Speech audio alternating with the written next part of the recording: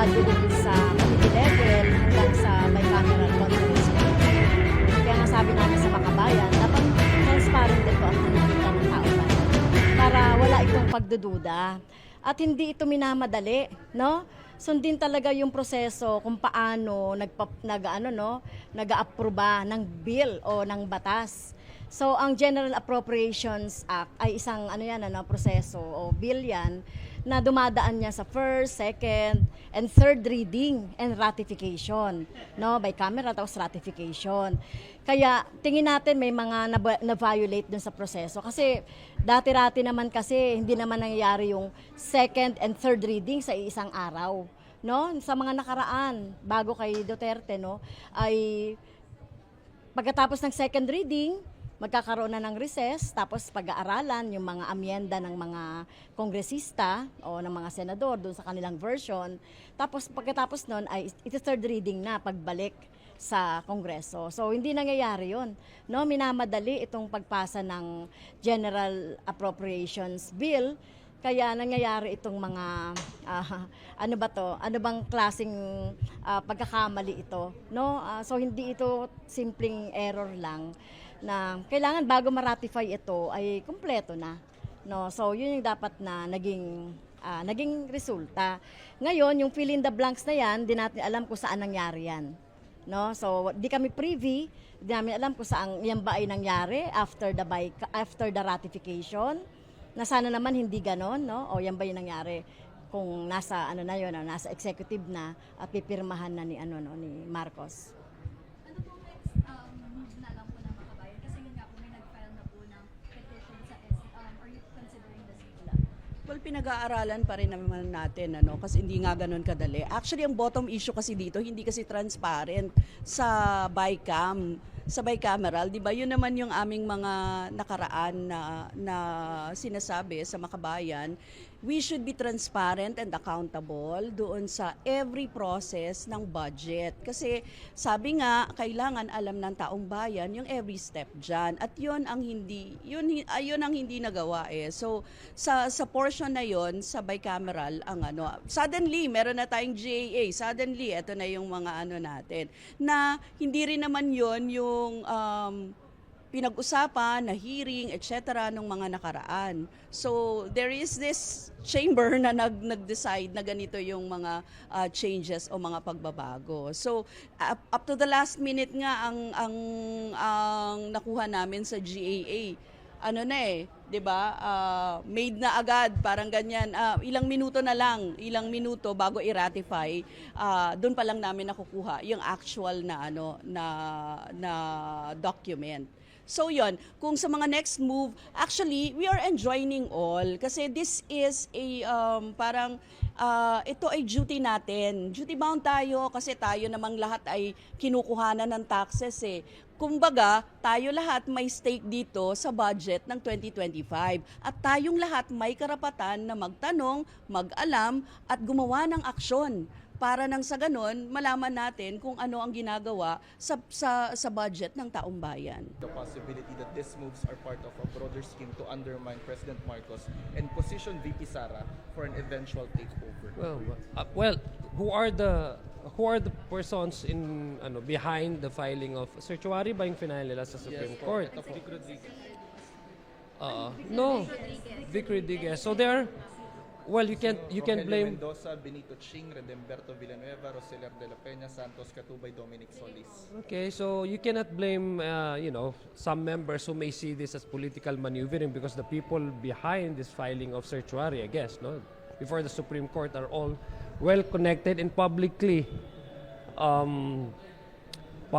attacking the current administration. So of course, there's a possibility of some members looking at that way. Well, that's within their right. Anybody can, this is a free country, they can question anything under the sun. They can go to any courts and they can file any petition for something which they think are very important. Of course, national budgets is very important. So they can do that. I mean, it's up to the court whether their filing of certiorari have validity or they have, or that would depend on the court on how they would appreciate.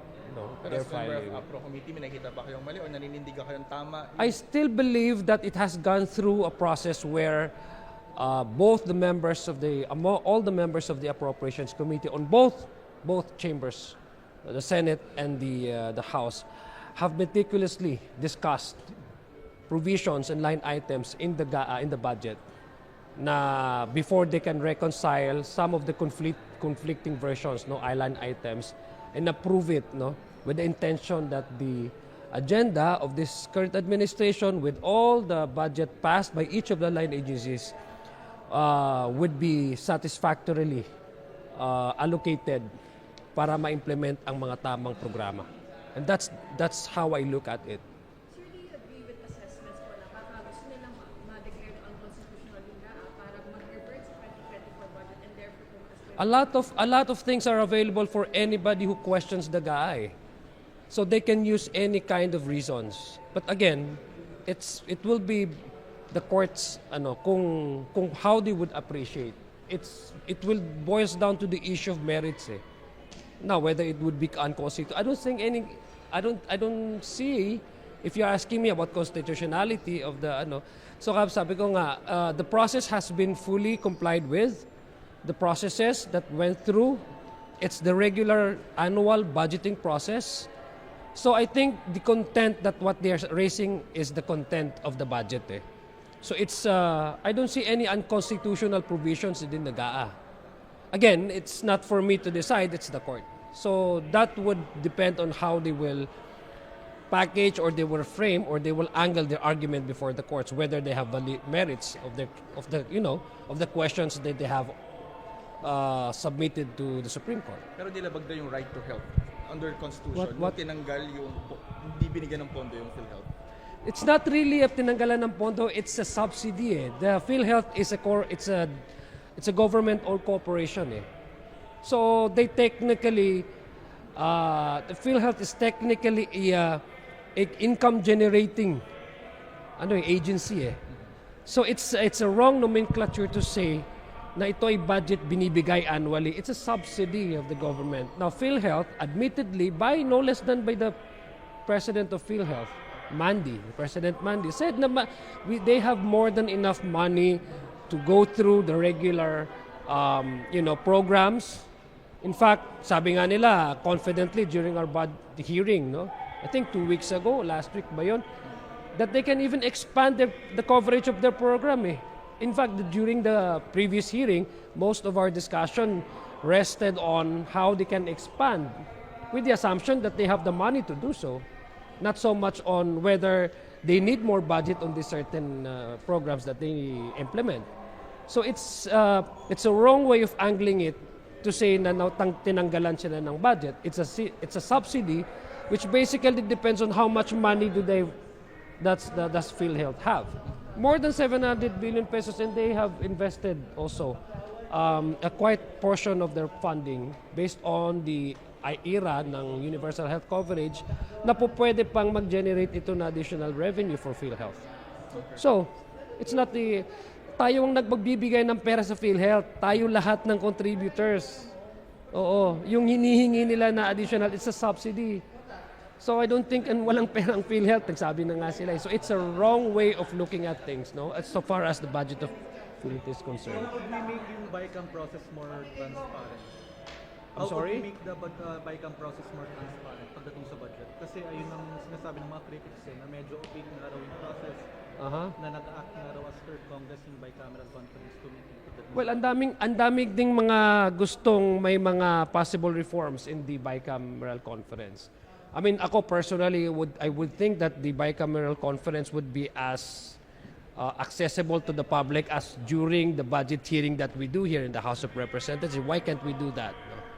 I, for one, would like to see the bicameral conference more accessible to the general public in terms of at least man lang witnessing how the process goes through. And we do this regularly in the House of Representatives, in the Senate. But I also understand the detailed discussion involved. Kasi you're talking about down to the last centavo, and having both the Senate and the House agree on certain provisions. So it takes more expertise and technical know-how. It will not as easily can be understood and can be appreciated as casually as what we witness and what we see during the House plenary debate.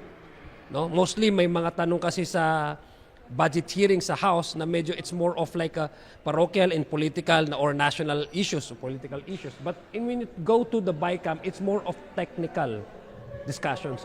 You're talking about figures. That's why, I guess, based on that premise, it's not more attractive or more casually understood by the public, no? Compared to the previous, the two processes, the House and the Senate, the plenary and committee But hearings. would you say na yung current process natin for the 2025 budget was transparent enough for the public po ba? I think it is. Based on the rules that we have, I think, yeah. Kasi the reason why we have this discussion, you asking me about what are the blank items, it's transparent